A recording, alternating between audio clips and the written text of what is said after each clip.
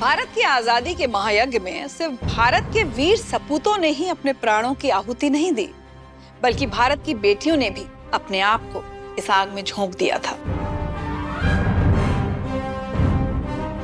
ऐसी ही एक वीरांगना 1857 से पहले अंग्रेजों की ज्यादतियों के खिलाफ स्वराज का बिगुल बजा चुकी थी।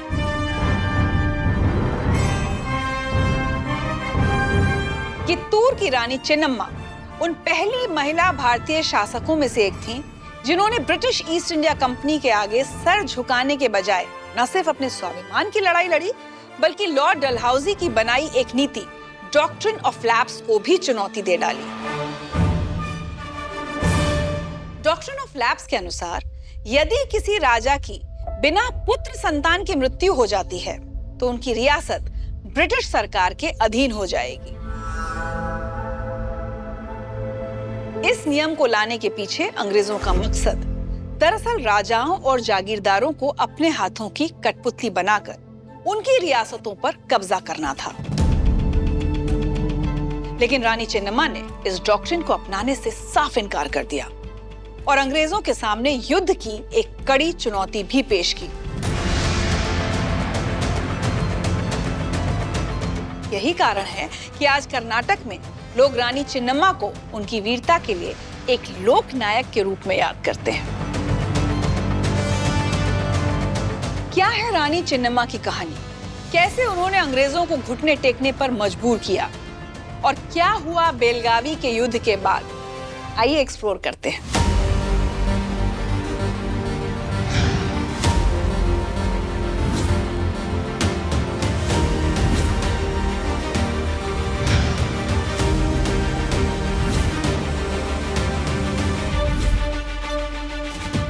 23 अक्टूबर 1778 को बेलगावी के काकती गांव के एक लिंगायत समुदाय में रानी चेन्नम्मा का जन्म हुआ।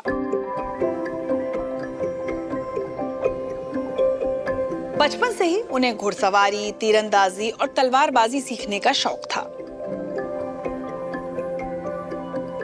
उसी दौरान राजा मल्लसराजा यात्रा करते हुए ढुलप्पा गोदुरु पधारे।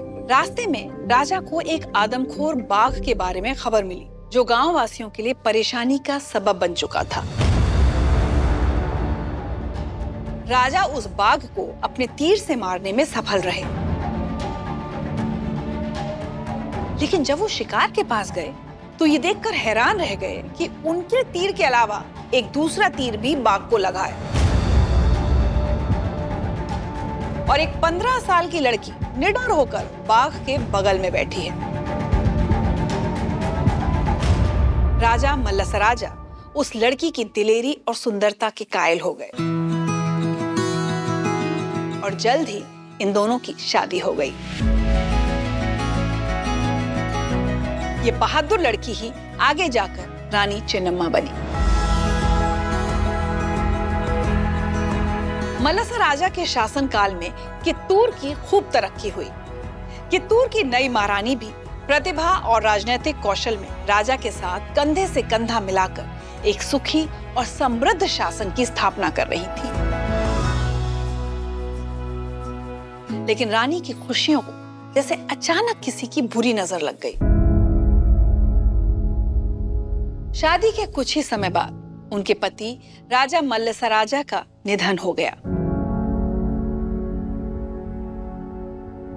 और इसके कुछ ही दिनों बाद उनके बेटे की भी मौत हो गई। राजा की पहली पत्नी से हुए उनके बेटे, जिन्हें रानी चेन्नम्मा ने अपनी सगी संतान की तरह पाला था, शिवलिंगरुद्र सारजा को राजा का उत्तराधिकारी बनाया गया।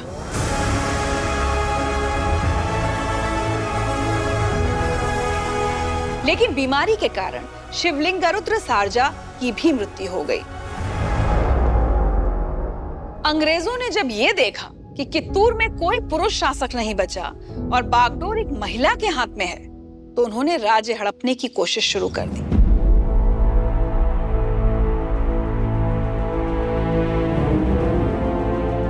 अंग्रेजों ने रानी के कुछ खास मंत्रियों को उनकी वफादारी के बदले रिश्वत में आधा राज्य देने की पेशकश की।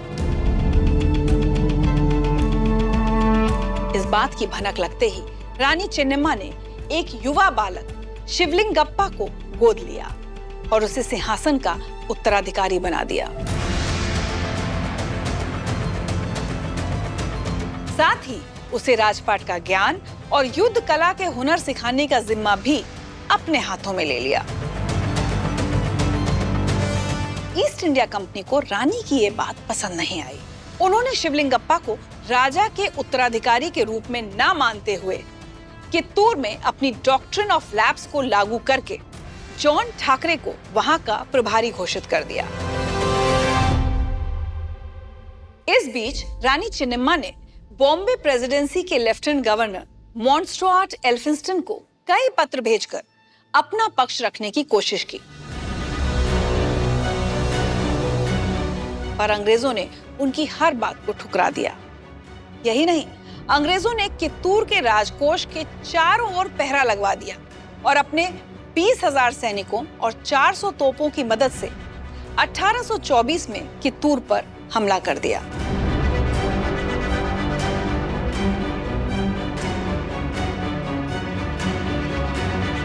उधर रानी चेन्नम्मा भी ठान चुकी थी कि उनके होते हुए कोई कित्तूर की तरफ आंख उठाकर भी नहीं देख सकता। और फिर हुआ एक भीषण युद्ध।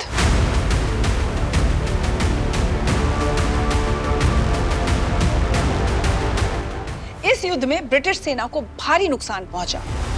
रानी के सेनापति अमातुर बलप्पा ने जॉन ठाकरे को मार गिराया और साथ ही उन्होंने 2 ब्रिटिश अधिकारियों को बंदी भी बना लिया। युद्ध जीतने के बाद भी रानी चेन्नम्मा ने ब्रिटिश कमिश्नर चैपलिन के साथ बातचीत की पेशकश की, जिसे चैपलिन ने मान लिया।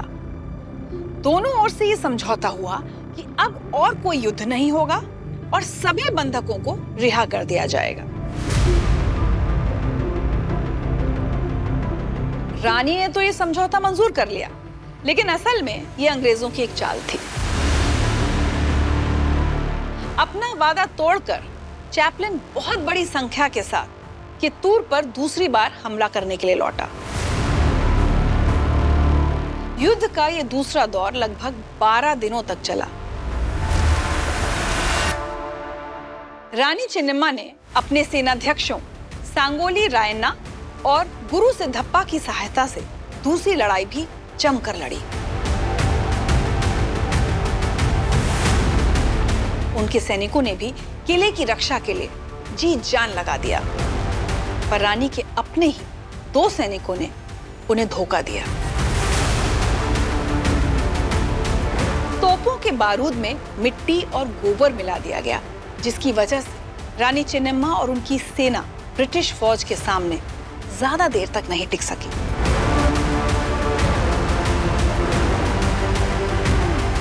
और कित्तूर हार गया।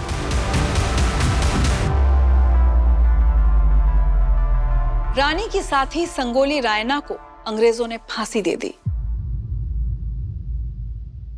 और शिवलिंगप्पा को गिरफ्तार कर लिया गया। अंग्रेजों ने रानी चेन्नम्मा को बंदी बनाकर बैहोंगल किले में रखा, जहां रानी ने अपनी बाकी जिंदगी कैद में बिताई।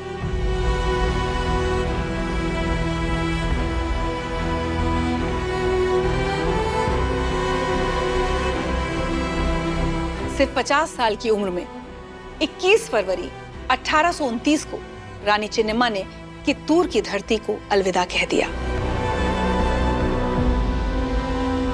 ब्रिटिश सेना के खिलाफ रानी चेन्नम्मा की लड़ाई और बहादुरी आज भी कई नाटकों, लोकगीतों और प्रेरणादायक कहानियों का हिस्सा है।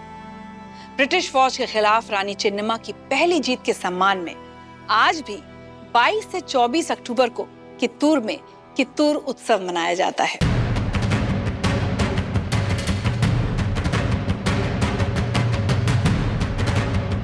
बेंगलुरु राष्ट्रीय राजमार्ग पर स्थित कित्तूर राजमहल और अन्य स्मारक रानी चेन्नम्मा की गौरवपूर्ण विरासत की कहानियां कहते हैं। राष्ट्रकवि रामधारी सिंह दिनकर जी ने कहा है कि वीर अपनी वीरता का दिखावा नहीं करते, वे सिर्फ अपना कर्म करते हैं, क्योंकि वे जानते हैं कि इतिहास एक दिन उनकी वीरता की कहानी जरूर सुनाएगा। जीवन उनका नहीं युधिष्ठिर जो उससे डरते हैं, वह उनका जो चरण रो निर्भय होकर लड़ते हैं।